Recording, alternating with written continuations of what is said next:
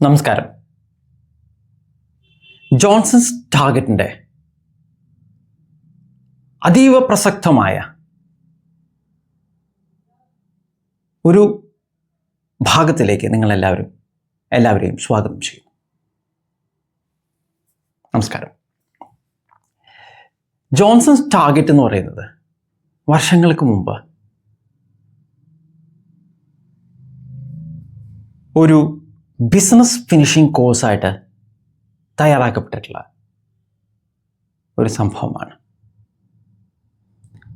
Job സീക്കേഴ്സിനെയും അതുപോലെ തന്നെ business ബിൽഡേഴ്സിനെയും അടിസ്ഥാനപരമായി സഹായിക്കുക എന്ന് പറയുന്ന ഉദ്ദേശ്യത്തോടു കൂടിയാണ് ജോൺസൺസ് ടാർഗറ്റ് നിർമ്മിതമായിട്ടുള്ളത്.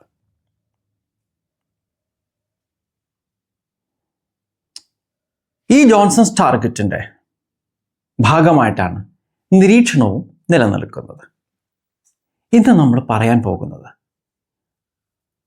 ഒരു നൂറ്റാണ്ടിൽ അല്ലെങ്കിൽ ഒരാളുടെ ജീവിതത്തിൽ അപൂർവമായി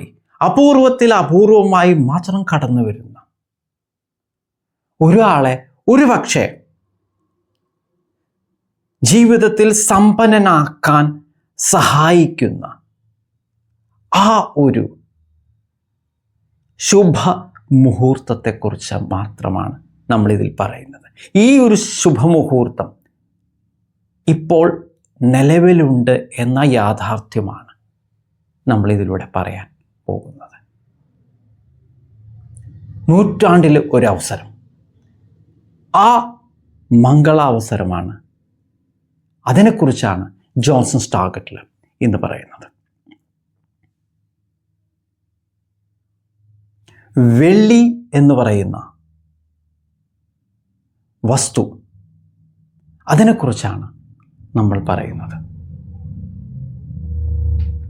ഭാരതത്തിൻ്റെ സമ്പദ്ഘടനയിൽ കാലങ്ങളായി അടിസ്ഥാനപരമായ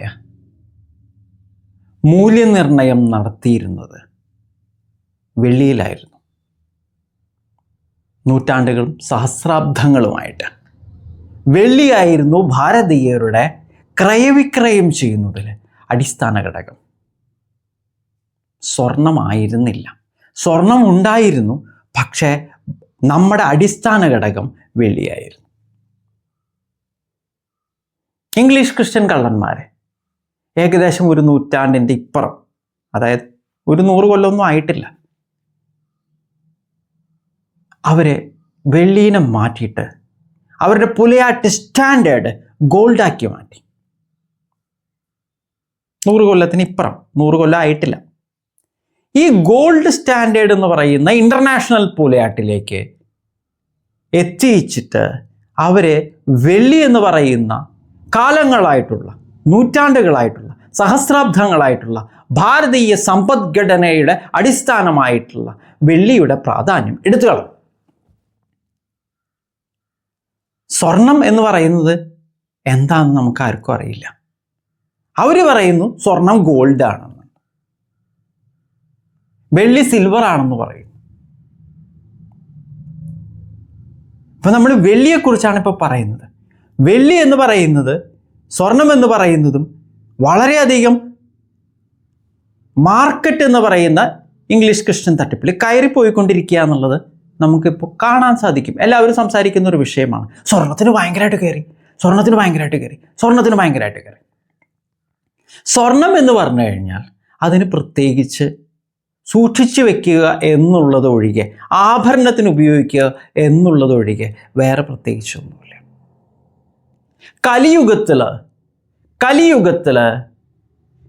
കലി കയറിയിരുന്നത് സ്വർണത്തിലാണ് എന്നുള്ള യാഥാർത്ഥ്യം നമ്മളുടെ പ്രഭാഷണങ്ങൾ നമ്മൾ പലപ്പോഴും പറഞ്ഞിട്ടുണ്ട്. സ്വർണത്തിലാണ് കലിയുടെ ഇരിപ്പിടങ്ങളിൽ ഒന്നായിട്ട് സങ്കല്പിക്കപ്പെട്ടിട്ടുള്ളത്. സ്വർണം കലിയുടെ ഇരിപ്പിടങ്ങളിൽ ഒന്നാണ്. ഇതൊരു യാഥാർത്ഥ്യമാണ്. ഇംഗ്ലീഷ് ക്രിസ്ത്യൻ സിസ്റ്റത്തിൽ സ്വർണത്തിന് ഇവർ പ്രാമുഖ്യം കൊടുത്തു. ഭാരതത്തിൻ്റെ കാലങ്ങളായിട്ടുള്ള സഹസ്രാബ്ദങ്ങളായിട്ടുള്ള സമ്പദ് വ്യവസ്ഥയുടെ അടിസ്ഥാനമായ വെള്ളിയെ തള്ളിയിട്ട് ഇവർ ഗോൾഡ് എന്ന് പറയുന്ന എന്തോ ഒരു തട്ടിപ്പിലേക്ക് ഇവർ കാര്യങ്ങൾ മുന്നോട്ട് കൊണ്ടുപോയി. അവരുടെ തട്ടിപ്പ് അവർ വളർത്തിയുണ്ടാക്കി. ഇപ്പോൾ ഈ തട്ടിപ്പിൻ്റെ ഒരു നൂറ്റാണ്ടിൻ്റെ ഉള്ളിൽ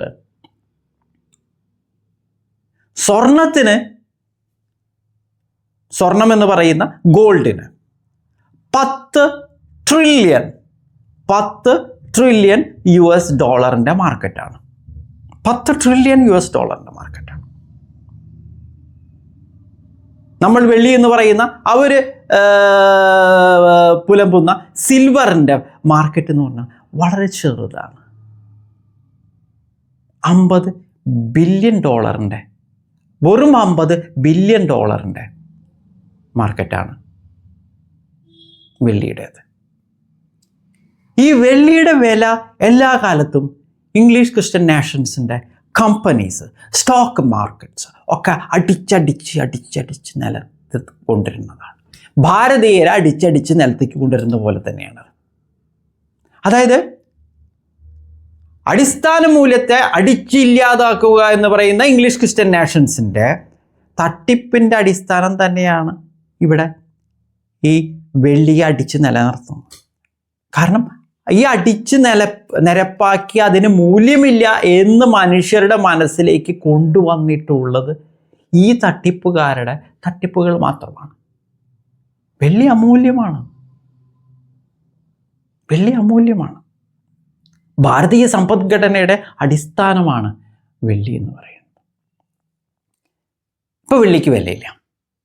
പക്ഷേ നിങ്ങൾക്ക് വെള്ളി വാങ്ങിക്കാൻ പറ്റുന്ന ഒരു അസുലഭ മുഹൂർത്തമാണ് കഴിഞ്ഞ 15 മുതൽ, ഇപ്പോൾ ഈ ഫെബ്രുവരി 15 മുതൽ ഫെബ്രുവരി 23 വരെയുള്ള 9 ദിവസങ്ങളിൽ സംജാതമായിട്ടുള്ള എന്നാണ് ഞങ്ങളുടെ നിരീക്ഷണത്തിൽ, ജോൺസൺസ് ടാർഗറ്റിൻ്റെ സാമ്പത്തിക നിരീക്ഷണത്തിൽ മനസ്സിലാക്കുന്നത്. ഇത് വളരെ പ്രാധാന്യമുള്ളൊരു കാര്യമാണ്. ഭാരതീയർക്ക് ഊഹക്കച്ചവടത്തിന് പോകാതെ സ്വന്തമായി വെള്ളി വാങ്ങിക്കാൻ കഴിയുന്ന ഒരു അസുലഭ മുഹൂർത്തമായിട്ടാണ് നമ്മളിതിനെ കാണുന്നത്. നമ്മുടെ സമ്പത്ത് ഏത് തട്ടിപ്പിനെതിരെയും പാപ്പർ തട്ടിപ്പുകൾക്കെതിരെയും നമുക്ക് സുരക്ഷിതമായി സൂക്ഷിക്കാൻ പറ്റുന്ന ഒരു അമൂല്യമായ വസ്തുവാണ് വെള്ളി. ഈ വെള്ളി നമ്മൾ മേടിച്ച് വീട്ടിലെടുത്ത് വയ്ക്കാം. ഇപ്പോൾ വളരെ കുറഞ്ഞിട്ടുണ്ട് വെള്ളിയുടെ വില. ഇത് 8-9 ദിവസത്തേക്കാണ് ഈ വെള്ളിയുടെ വില കുറവ് നിലനിൽക്കാൻ സാധ്യതയുള്ളൂ. 425 രൂപ ഒരു ഗ്രാമിന് വന്നിട്ടുള്ളതാണ് കഴിഞ്ഞ ജനുവരി 29-30 തീയതികളിൽ. 425 രൂപ ഒരു ഗ്രാം വെള്ളിക്ക് വന്നിട്ടുണ്ട്.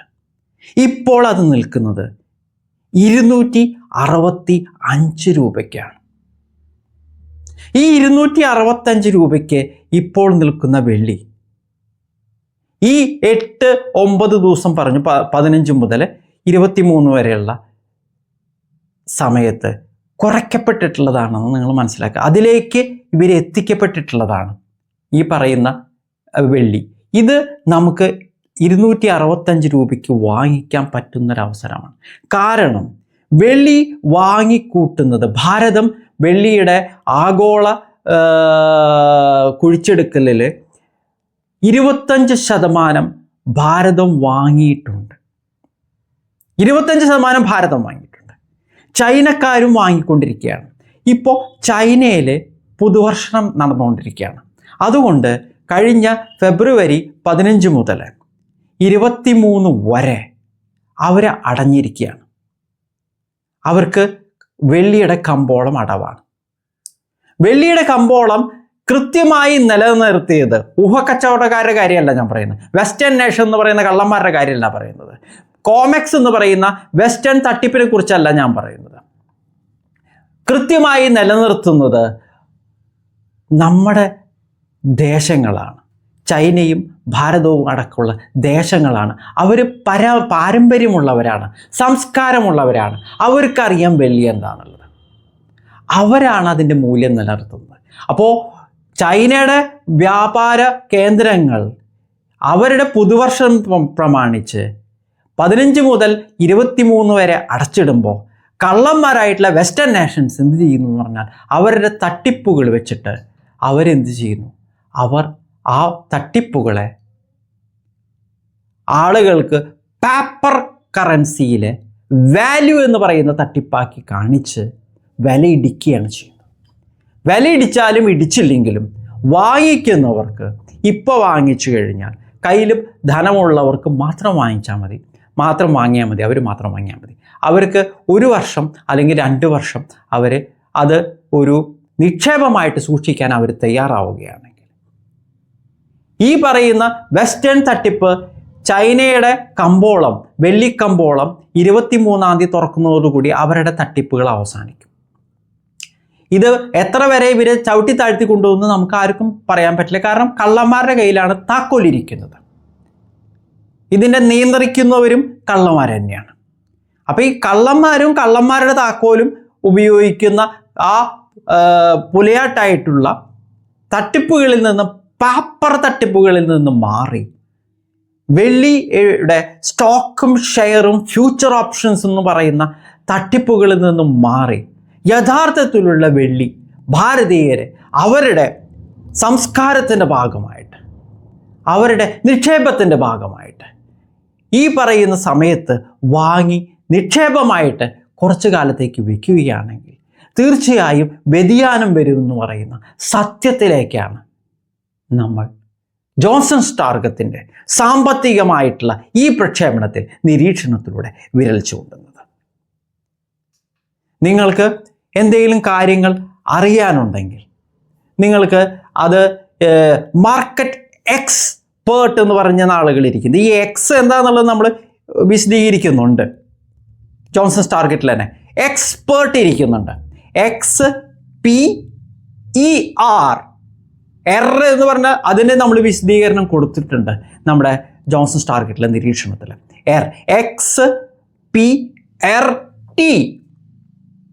ടി എന്നും പറയും, ടി എന്നും പറയും. അപ്പോൾ എക്സ്പേർട്ടിനോടുകളോട് ചോദിച്ച് നിങ്ങൾ മനസ്സിലാക്കിക്കോളെ. പക്ഷെ വെള്ളിയിൽ നിക്ഷേപിക്കാൻ, വെള്ളി മേടിച്ച് വയ്ക്കാൻ XPRTകളുടെ ആവശ്യമില്ല. നമുക്ക് നമ്മുടെ സമ്പത്ത് സംരക്ഷിക്കാനുള്ള ഉത്തരവാദിത്തം ഭാരതീയർക്കുണ്ട്, നമുക്കുണ്ട്. ആ സന്ദർഭം കൃത്യമായി വിനിയോഗിച്ച് ഇന്ന് അല്ലെങ്കിൽ നാളെ അല്ലെങ്കിൽ 23-ന് മുമ്പ് നിങ്ങളുടെ ഭാവിയുടെ സുരക്ഷ ഉറപ്പാക്കാൻ, ഉറപ്പുവരുത്താൻ നിങ്ങൾ ഓരോരുത്തരും, ഓരോ മലയാളിയും, ഓരോ ഭാരതീയരും ഉത്തരവാദിയാണെന്നുള്ള ആ ചുമതല നിങ്ങൾ ഓർമ്മിപ്പിച്ചുകൊണ്ട് ജോൺസൺ സ്റ്റാർഗറ്റിൻ്റെ ഈ ഭാഗം ഇവിടെ അവസാനിപ്പിക്കുകയാണ്. ശ്രദ്ധിച്ചു കേട്ട എല്ലാവർക്കും നന്ദി, നമസ്കാരം.